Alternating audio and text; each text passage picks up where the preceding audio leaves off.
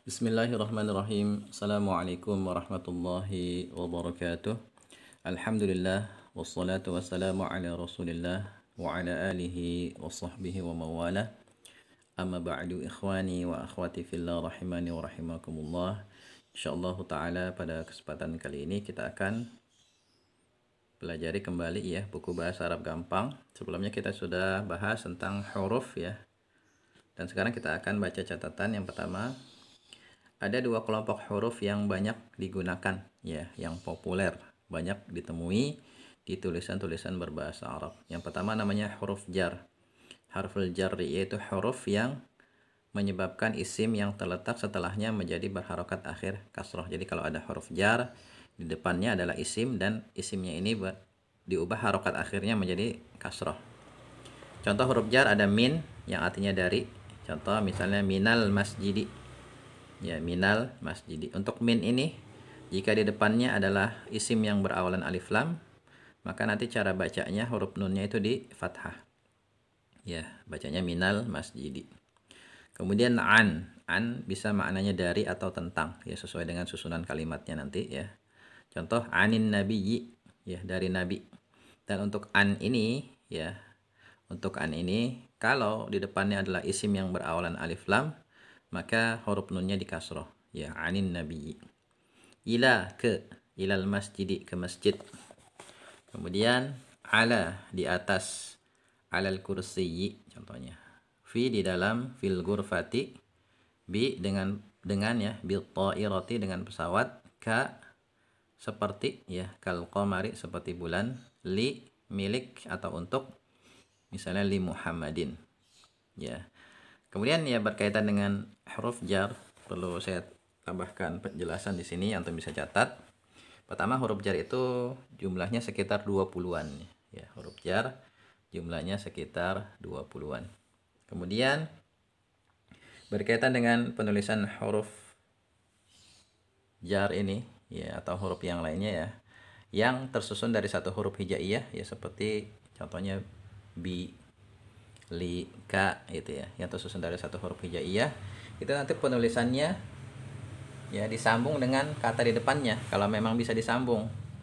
Misalnya bi depannya at-ta'iratu ya, maka nanti karena huruf ba bisa disambung dengan huruf alif, maka penulisannya menjadi bil ta'irati.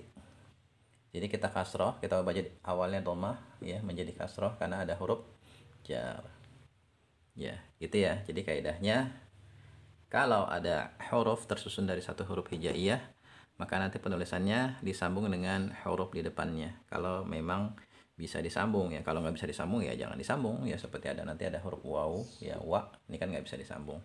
Tapi nanti ya kalau kita nulis di komputer itu dideketin, ya dideketin dengan kata di depannya, jangan dispasi tapi dideketin.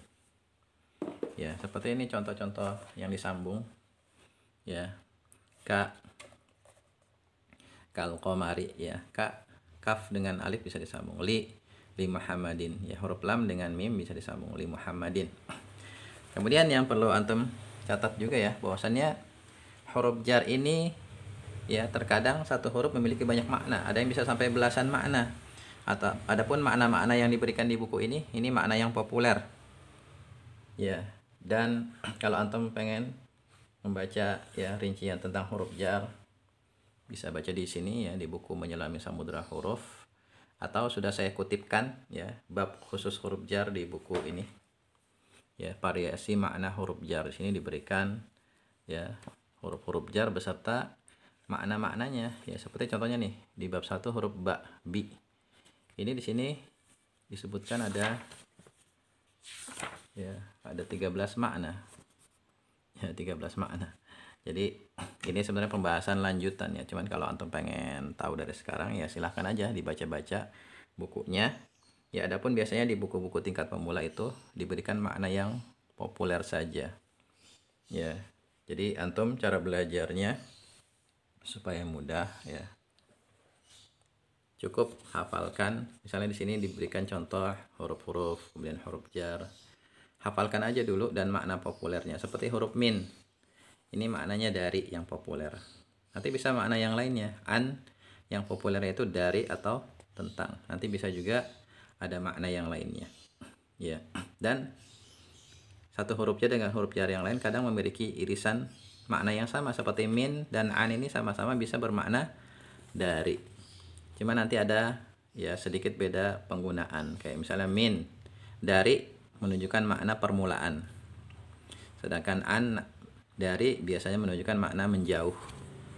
Ya, seperti misalnya dalam kalimat misalnya saya berjalan, atau saya berjalan dari rumah ke masjid ya. Jadi permulaan saya berjalan dari rumah menuju ke masjid, yaitu pakai min ya. Kemudian kalau ini anin nabi ya, ini biasanya kita dapatkan dalam periwayatan hadis. Ya, dalam periwayatan hadis itu kan semakin menjauh ya dari nabi, kemudian ke sahabat, tabi'in dan seterusnya, digunakan an. Nah, itu. Cuman gampangnya kalau kita dapati suatu tulisan ada tulisan min atau an ya, kalau bisa kita terjemahkan dari, maka kita terjemahkan dari. Kemudian kalau kita ingin menulis bikin kalimat ya, kalau ingin kalimat yang maknanya dari, gunakan saja min gitu, karena biasanya yang digunakan untuk makna dari itu adalah min, seperti itu. Jadi seperti itu gampangnya ya. Nah, ini berkaitan dengan huruf jar. Insyaallah setelah ini kita akan bahas satu lagi huruf yang populer, yaitu huruf ataf ya, insyaallah pada kesempatan berikutnya. Assalamualaikum warahmatullahi wabarakatuh.